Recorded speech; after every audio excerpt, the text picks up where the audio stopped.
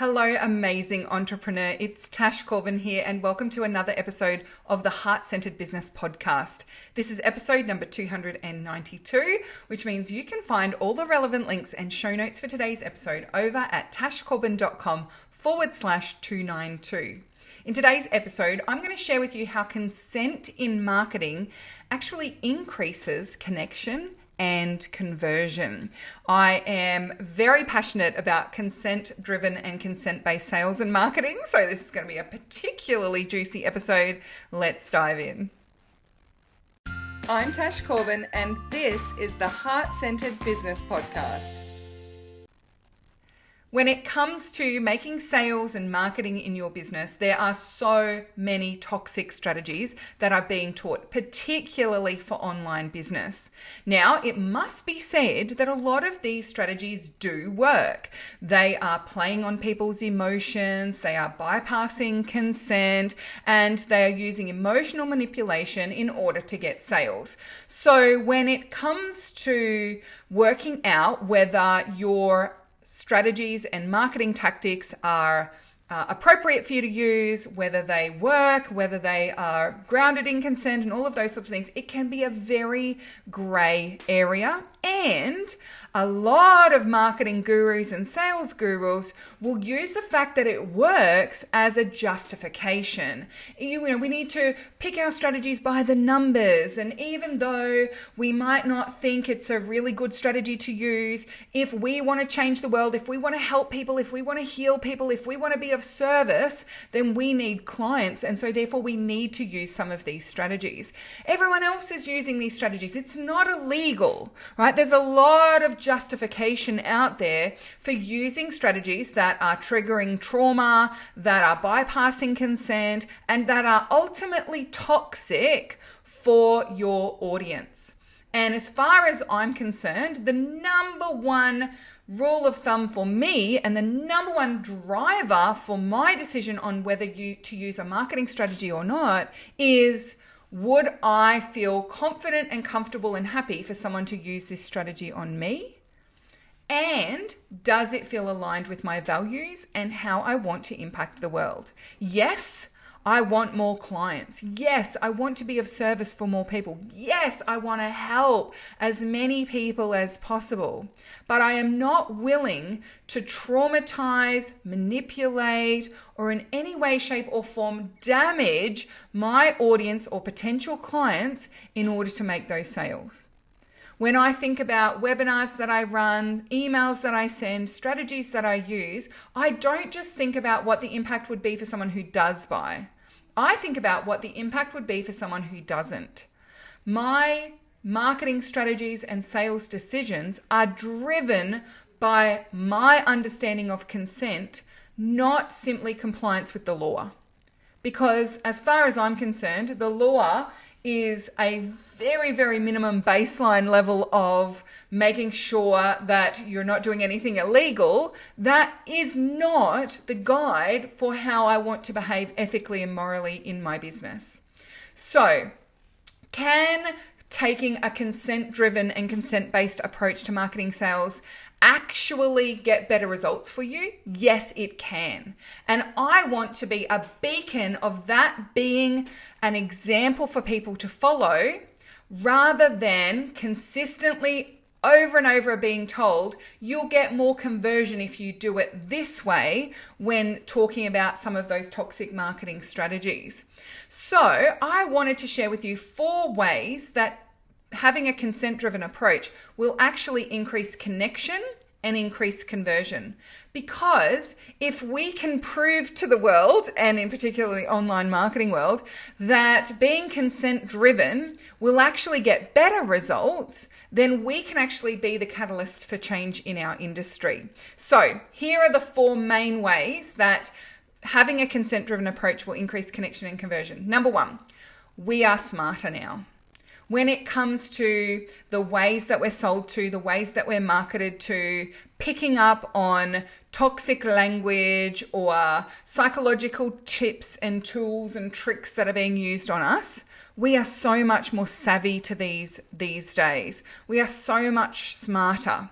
And I think that a lot of these toxic marketing strategies are treating us as though we are just blindly going through our days and not paying attention to the way that we're being spoken to or treated. And more, there is pushback from audiences about toxic marketing strategies. People are wising up to these strategies. One of the things that I have been talking to people about recently online, a conversation that was actually sparked by one of my very, very amazing friends, Zach Spuckler. He is also someone who's very much teaching consent-driven marketing strategies. He doesn't necessarily label them as such, but he's someone who is pushing back against some of the toxic marketing strategies out there. And he started a conversation on countdown timers. And one of my favorite things to do is actually ask people their experiences with countdown timers that weren't necessarily genuine. And we were having some conversations about the spaces and places where we see these countdown timers that are fake. And when we see these countdown timers, we're starting to wise up to it. So I know that there's a tool that you can use that automatically makes the countdown timer say that there are just 15 minutes to go the minute someone comes to a sales page, right? So that countdown timer resets. Every time you come to the sales page, there's 15 minutes left to buy at this price before the price goes up. And it's not true. It's completely fake. It resets to 15 minutes if you go off the page and you come back. Sometimes it doesn't reset if you are using the same IP address, but if you use a virtual private network or a VPN and then you go back to it, all of a sudden the countdown timer is 15 minutes again. And so when we see things like that, we're so much smarter these days. Have you ever gone to sign up for a webinar that's supposedly live and you get to choose which time of the webinar you're going to, and one just so happens to start on the hour in the very next hour? Or one just so happens to start exactly in 15 minutes time. And then there's like 6 different live webinar times that you can choose from. And yet, if that person was as successful and busy as they claimed that they would be, there was no way they would run 6 webinars today. But there are 6 webinars available for you to watch today. And so when we see these things, we are so much smarter now. I've been on live webinars where there's even a questions box and I've typed in comments and questions, and it is so clear to me that those comments and questions are not actually being seen by anyone live on that webinar. And there will be other people live on there, or the other people are commenting things and saying, why I didn't see that question. You know, the person who's running the webinar says, oh, I can see we've got a question from Christy. And there has been no Christy in the chat box. And yet they can see we've got a question from Christy. We see these things now. We are smarter. And if we catch people using these strategies, it doesn't matter how amazing your products and services are, we are starting our relationship on a lie. You are deceiving me. You are lying to me. How much connection, how much trust, and how much conversion is that costing you by using some of those toxic strategies? We're so much smarter these days. So that's reason number 1. Number 2 is that a lot of these strategies rely on what I would call a churn and burn approach. So I know marketers who are very comfortable with having a 25 to 30% unsubscribe rate when they're in a launch because they send so many emails. And for me, I think about how much money and time and energy was invested in attracting people, getting them onto your mailing list, nurturing that relationship, and you are willing to burn through 25 to 30% of your list and of your leads because you want to use toxic marketing strategies, you want to spam, you want to send 17 emails in 3 days because that's going to maximize your conversion. So for me, I think about my lead generation, my list growth, my audience on a much longer term scale. When I am engaged in launching my takeoff program, for example, the people most likely to buy during that launch are people who joined my list last launch or the launch before. So whilst it might reduce my conversion rate from people who joined my launch this time around, taking that longer term approach, I end up with more sales overall. It requires you to take a longer term vision of your business and to let go of the need to pressure people to buy within that first 30-day magic window that people talk about. That doesn't actually exist in my eyes, by the way. And to think about your audience that you are building, not through the lens of, if they don't buy quickly, they're not my ideal client, they're not quick action takers, so they can go away. And instead, look at your audience as a community that you are going to nurture, you want to engage with, and that may take some time to make decisions. And being okay with that. There are people who've bought my takeoff program who had it on their list to buy the program for over 2 years. Now, if I had taken some of those toxic churn and burn approaches to creating and launching and selling the takeoff program, those people would have left my list long ago. And yet, I have been able to nurture a relationship with those people, and by not engaging in toxic marketing strategies, created a really strong relationship of trust, and they were the first to purchase when they were ready and a launch came along. So, number 2 reason why consent-driven marketing strategies actually increase connection and conversion is you lose the churn and burn approach. When I go through a launch of the takeoff program, my unsubscribe rate is under 1%. Under 1%. Now think about, if I'm getting 1,000 leads in a launch, the difference between a 25% unsubscribe rate and a 1% unsubscribe rate is 250 people. And with conversion rates up in the 5% mark, that's so many sales that I would have missed out on if I had taken that churn and burn approach. That's 7 to 8 sales. That's over $15,000 of sales that I'm saying no to in the long term in order to try and get a slightly higher conversion rate in the short term. Now, would I rather make more sales over the longer term and not burn people and have people cranky at me and unsubscribing and traumatizing them? Absolutely. I would much rather look at this as a long-term perspective. Number 3 reason that consent-driven marketing strategies can actually increase connection and conversion is the trust. Is that people have a foundational level of trust with you because you treat them the way that they deserve to be treated. You don't treat them as a number. You don't apply pressure. You don't future pace their fear. You don't make them feel like they won't succeed without you. And you do what you say you're going to do. You behave in a way that is congruent with their values and with your values, and therefore that trust is way, way bigger. And that trust can account for a significant improvement in your connection with those people, of course, but also conversion. Think about how many times you have unsubscribed from someone's list, or you were going to buy something but you end up not buying something because there was just something about the way they were treating you didn't trust them. Think about the launch process where you have had buyer's remorse. The times where you've bought and then you wish you hadn't, but you bought because you just had this feeling like you had to buy and there was all this FOMO going on.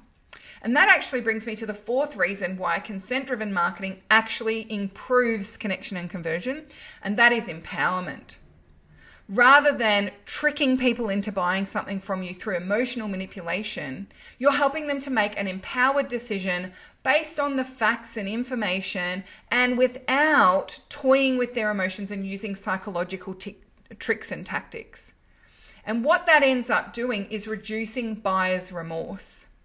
And ultimately, when you are using those empowerment strategies in the sales process, rather than disempowerment strategies, toxic strategies, and manipulative strategies, and you end up having more and more people who are excited by their purchase, and that excitement remains well beyond the 7-day refund window, then what happens is you get more referrals.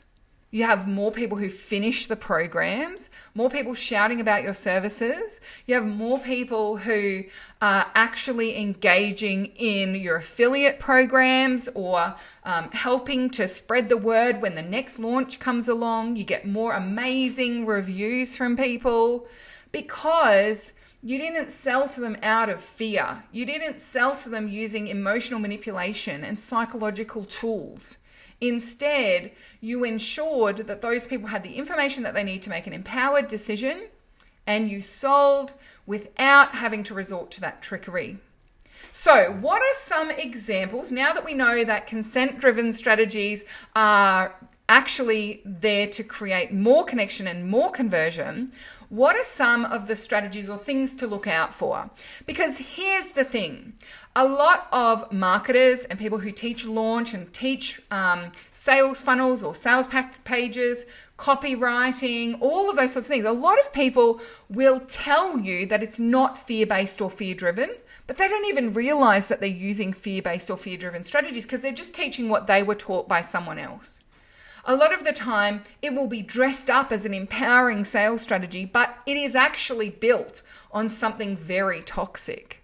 So it's very important that as marketers, we learn how to discern, not by what it's called or what the mentor says this marketing strategy is, but by also being able to discern and see and acknowledge and recognize toxic marketing strategies when they are presented to us. So here are a few little ways that you can keep an eye out for some of those toxic marketing strategies. Number one, future pacing your fear. When you look at a sales page, or you're listening to a webinar, or you're in the midst of a sales conversation with someone, if they get you to focus on, well, what would be the worst case scenario if this isn't fixed? Okay, now let's flash forward 5 years from now. You haven't fixed it. Everything's still going wrong. You're still not making enough money. How will that feel? That is actually a neuro-linguistic programming tool, NLP tool, that is used to get you into a state of panic. That is used to get you into a state of fear of living your life in a way and future pacing you out where they're making it that this one decision is going to be the difference between heaven and hell. Right? That is what they're doing when they actually ask you to imagine those things. Now imagine you've fixed it. You're making lots of money, blah, blah, blah, blah. This one decision is the difference between that future heaven and that future hell. But we know from a logical perspective, when we're not being driven and dragged through some of these thought processes, we actually know that there are millions of potential future scenarios. There might be a case where I don't purchase this from you now, but I make a change in a month's time that means I do achieve my heaven. But in this sales strategy, they are keeping you from understanding that from a logical perspective. They are pushing you into two-choice theory. You might see this used in webinars as well. Okay, so you have two choices from here. Number one, you continue to struggle along on your own. You spend lots and lots of time trying to figure this out for yourself. You waste your time. You stay frustrated. Everything goes wrong. And choice two is you join my program. You buy this thing from me. We figure it out together. And oh my gosh, all of a sudden, everything in your life is better. Again, at any point in time, we don't ever have two choices.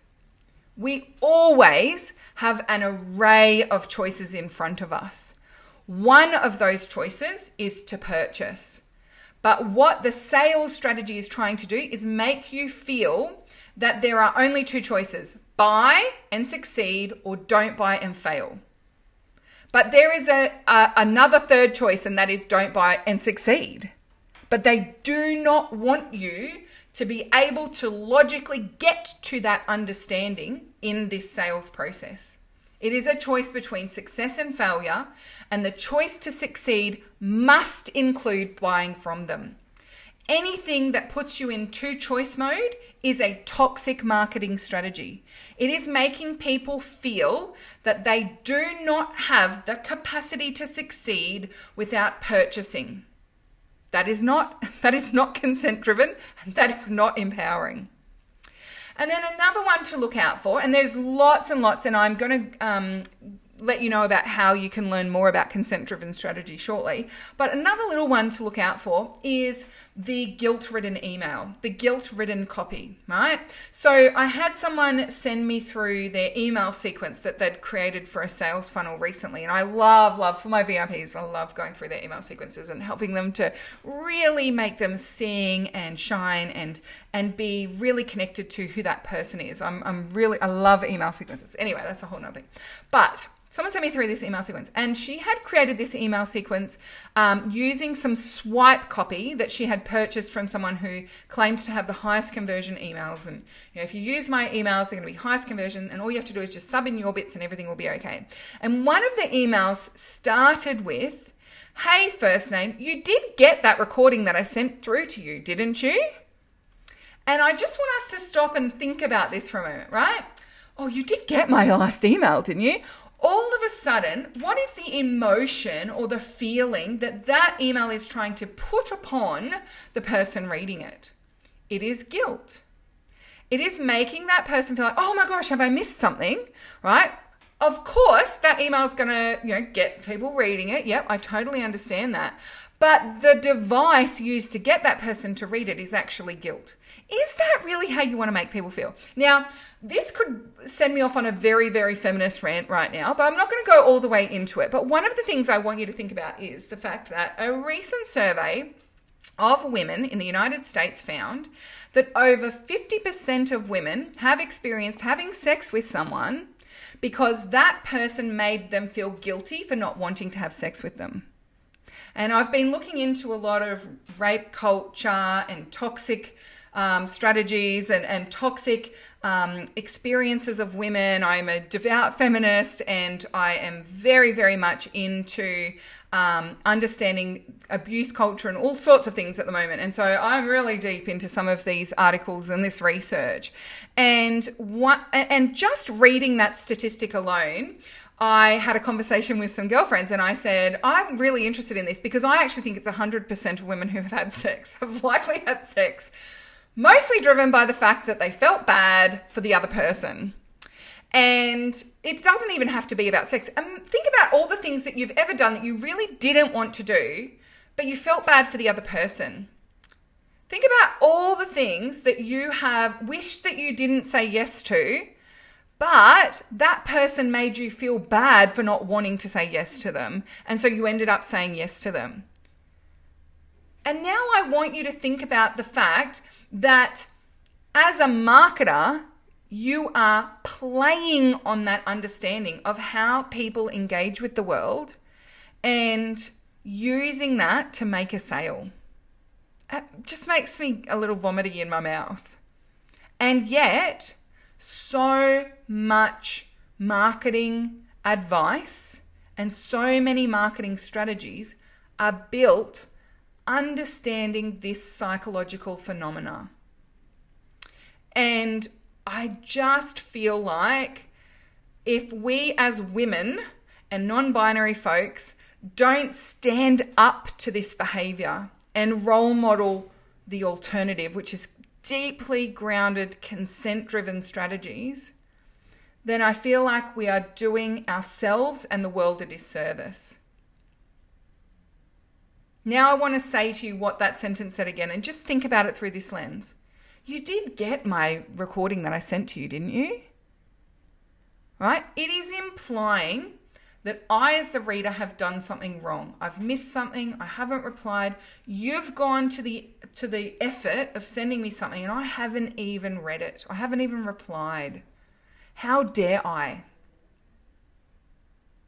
So now that you can see some of the differences and see some of the little signs to look out for, hopefully this will help you to see where some of those strategies are being used on you. Hopefully this has opened your eyes to just understanding that just because something works from a numbers perspective doesn't mean that that is the best option for you to use as a marketing or sales strategy.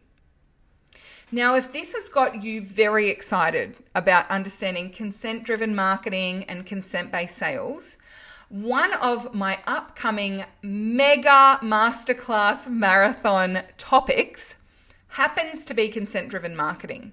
It is something that I could talk about for hours and hours and hours. I could do 3 hours on email, consent-driven emails alone, right? But what I have done is I've put together a 60-minute masterclass on the core foundations of consent-driven marketing, how to tell the difference between something that is consent-driven and something that is toxic, and how to start employing consent-driven marketing strategies in your own business.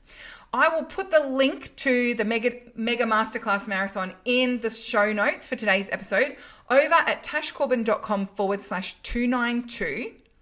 And if you're listening to this podcast episode and the marathon has passed, we'll update that link to be to evergreen consent-driven marketing workshop that I'm currently working on. So it's one that you can listen to at any time. It's pre-recorded, and it will also walk you through those core foundational strategies and concepts when it comes to consent-driven marketing and sales. Now, the other thing I would love for us to do is to continue the conversation about this topic, because I think it's something that's not spoken about enough, it's not understood enough, and I want us to be spreading the word, particularly within the heart-centered, soul-driven entrepreneurs community, because when people find this out, and particularly when people stumble across something of mine that talks about consent, it opens up so many ahas for them about why they resist running webinars, because the webinar structure that they've been taught in the past is toxic and it makes them feel uncomfortable. So they don't do it. That helps them to see why they resist sending out their newsletters every week, because the newsletters they receive are so triggering that they don't want to show up and be that kind of person. Toxic marketing is responsible for so many women and non-binary folk disengaging from sales and marketing, when it's not sales and marketing that's the problem, it's toxic sales and marketing that's the problem. And when you can embrace consent-driven marketing, all of a sudden it feels so much more aligned. It feels so much easier. And you have so much less resistance to sales and marketing, because you know that you are showing up in the way that you want to show up, and you're treating people in the way that they deserve to be treated. So if this is something that you would love to continue the conversation about, I want you to come over to the Heart-Centered, Soul-Driven Entrepreneurs group, use #podcast let me know that you've been listening to episode 292, and I want to know what your questions are, what your thoughts are, any light bulb moments that you've had from this episode, so that we can continue the conversation over there. Thank you so much for joining me for this episode. Don't forget to come over to the show notes and grab your link to the masterclass. tashcorbin.com/292 is the link that you'll need. And until next time, I cannot wait to see you shine. Bye for now. Would you like more tips, tools, and resources to help you grow your heart-centered business? Head to tashcorbin.com today.